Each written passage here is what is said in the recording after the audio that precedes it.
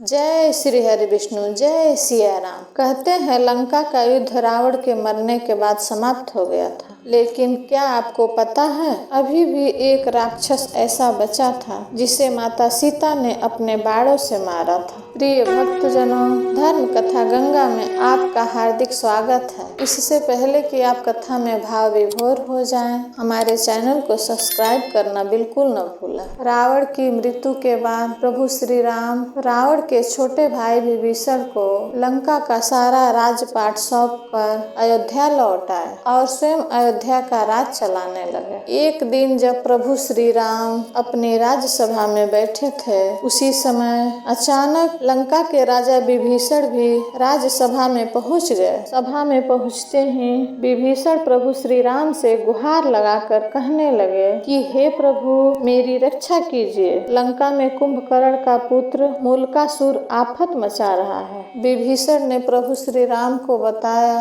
कि कुंभकर्ण का यह मूलकासुर नामक पुत्र असल में मूल नक्षत्र में पैदा हुआ था, जिसके वजह से कुंभकर्ण ने इसे जंगल में फेंकवा दिया था। जंगल में फेंके जाने पर इसका पालन पोषण मधुमक्खियों ने किया था। मूलकासुर बड़ा होकर ब्रह्मा जी की घोर तपस्या करने लगा। उसकी तपस्या से खुश होकर ब्रह्मा जी ने उसे वरदान दिया था। उसी की वजह से वह शक्तिशाली हो गया है और लंका में उत्पात मचा रखा है। हे प्रभु, जब उसे अपने पिता के वध के बारे में पता चला तो उसने यह प्रण लिया कि मैं पहले धोखेबाज विभीषण को मारूंगा, इसके बाद राम को मारूंगा। विभीषण की यह बात सुनकर श्री राम ने हनुमान और लक्ष्मण को सेना लेकर लंका भेज दिया। इधर जैसे ही मूलकासुर को राम की सेना के आने की बात पता चली तो वह भी अपनी सेना के साथ लंका के बाहर आ गया। दोनों सेनाओं के बीच करीब 7 दिनों तक घोर युद्ध चलता रहा, लेकिन मूलकासुर अकेले ही श्री राम की सेना पर भारी पड़ रहा था। उधर प्रभु श्री राम जब अपने मंत्री सहित लंका पहुँचे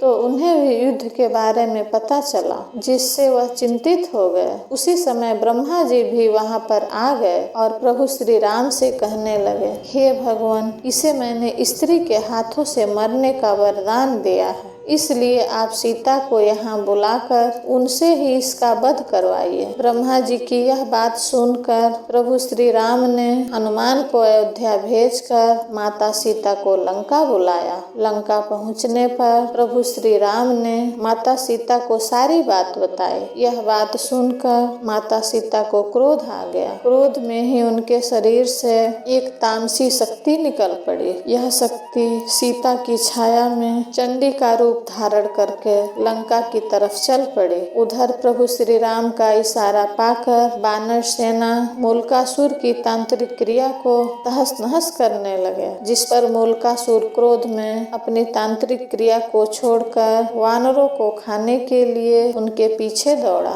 वानरों के पीछे दौड़ते दौड़ते वह युद्ध के मैदान तक आ गया। युद्ध के मैदान में पहुंचकर जब वह सीता की छाया को देखा तो गरज कर बोला, तू कौन है?